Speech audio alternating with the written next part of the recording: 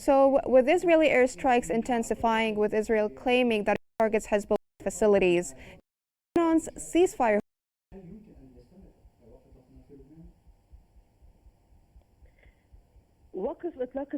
Ceasefire at the moment is bound to the committee that includes France, US, UNIFIL, and the Lebanese army and the Israeli army.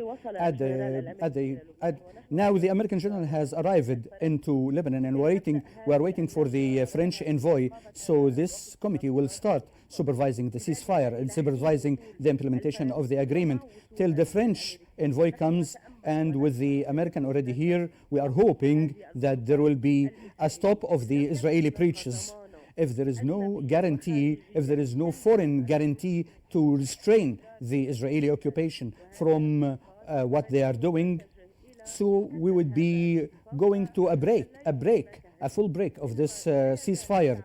But still, we are still more relying on the possibility of going on with this ceasefire so as not to open another front. But the international community has to restrain the Israeli enemy on this matter.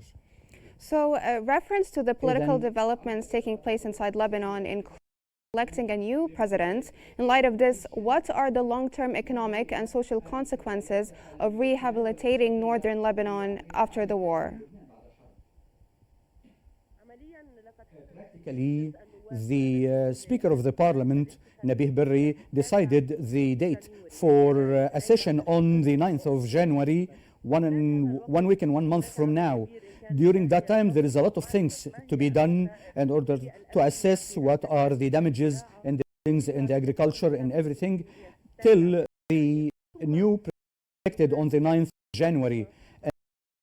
Lebanon will be forming a government, and this government should be working with all political parties in Lebanon to sit to a dialogue table to study the defense strategy for Lebanon, to know about Hezbollah weapons and the Lebanese army, and how to match between the two in order to have enough protection of Lebanon in the. So it's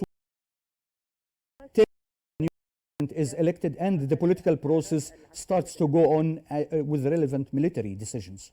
Mm-hmm. And given the scale of destruction in southern Lebanon in particular, how can Lebanon's health infrastructure cope with the growing demand for aid and treatment?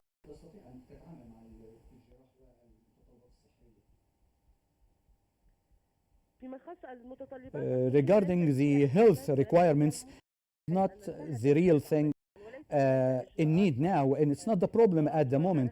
There are martyrs, there are wounded people, but the real thing about the people who managed to go back to their villages to the south of Beirut, Lebanon, and those who lost their homes or lost whatever property. These people are relying on their relatives, their neighbors, waiting for the Lebanese state to be enumerating these damages and these losses so as to see if there is a solution bound to the Lebanese state and how to deal with the reconstruction and the other countries that will be contributing to the reconstruction. Till now, it's not clear which countries will be doing this. Are they waiting for the 60 days to expire and then decide to see if there will be a problem? We have to wait and see. But the problem, the basic problem, is not the health sector. It is about the housing for the people and shelters for the people. Now, considering air raids which started to result in civilian casualties, what measures can Lebanon take to ensure the protection of its civilians? It is supposed, at the time being, it is supposed that we are waiting for this supervisory committee to be monitoring the ceasefire so as to stop the Israelis from the breaches.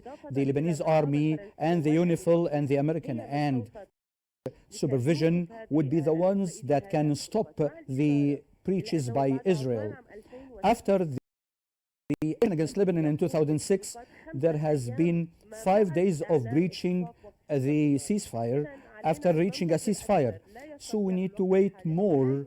So the Lebanese side, be it Hezbollah or the Lebanese army, they don't want to respond to the Israeli violence because they are limited, because they are waiting for the committee and the envoys from US and France. But if Israel continues, the raids and the breaches are more land incursion and stuff, there will be another stage. It will be a decisive week to see whether this ceasefire will hold or not, or military escalation, but it's likely that the ceasefire will continue.